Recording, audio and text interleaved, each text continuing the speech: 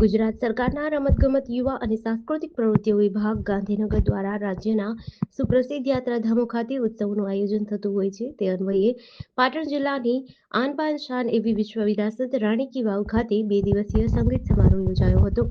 આ પ્રસંગે કેબિનેટ મંત્રી બળવંતસિંહ રાજપૂત અને પ્રવાસન અને વન મંત્રી મુળુભાઈ બેરાની ગરિમાપૂર્ણ ઉપસ્થિતિમાં રાણી કી વાવ ઉત્સવ 2025 કાર્યક્રમ યોજાયો હતો. પાટણવાસીઓ ઓસામણ મેળના તાલે ઝૂમી ઉઠ્યા હતા. ઓસામણ મેળની સાથે સુપ્રસિદ્ધ લોકગાયિકા સુશ્રી અપેક્ષા પંડ્યા પણ જોડાયા હતા.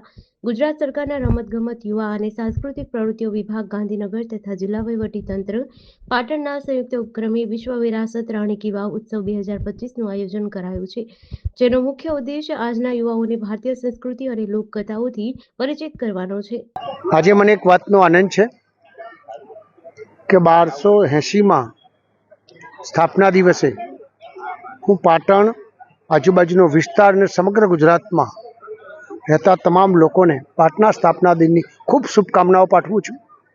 એની સાથે સાથે આપણો ભવ્ય ઇતિહાસ હોય એ ઇતિહાસને આપણે ઉજાગર કરવો જોઈએ, સમજવો જોઈએ અને લોકો સમક્ષ આવવો જોઈએ. એના માટે આદરણીય પ્રધાનમંત્રી નરેન્દ્રભાઈ મોદી સાહેબ 2014થી અનેક પ્રકારના કામો કર્યા છે. એની અંદર પછી 100 રૂપિયાની નોટ ઉપર વાણકી રાવ તરીકે આખા દેશની અંદર અને વિશ્વમાં આજે આપણે પ્રખ્યાત થયા છીએ. એની સાથે સાથે વિશ્વ લેવલે પાટણનું નામ રાણકી વાવનું પણ આજે આગળ સ્થાપિત થયું છે. એની સાથે સાથે આજે ગુજરાતની અંદર આજનો દિવસ એ આપણા પાટણ શહેર માટે અને જિલ્લા માટે ખૂબ અદ્ભુત દિવસ છે. એટલા માટે કે આજના જ સ્થાપના દિવસે ફરીથી એક પીછું ગુજરાતના મુખ્યમંત્રી આદરણીય ભૂપેન્દ્રભાઈ પટેલ સાહેબ અને આ જ વિભાગના મંત્રી આદરણીય મુરબ્બીશ્રી મુળુભાઈ બેરા સાહેબ અને સમગ્ર લોકોના પ્રયત્નથી આજે નાયકા દેવી, જે પાટણ મ્યુઝિયમ હતું એનું નામ નાયકા દેવી તરીકે આજે ઠરાવ કરીને ખરેખર આપ્યો છે. એ બદલ હું ગુજરાતના મુખ્યમંત્રી અને મંત્રીશ્રીનો ખૂબ દિલથી આભાર માનું છું. સમગ્ર જિલ્લા વતી આભાર માનું છું.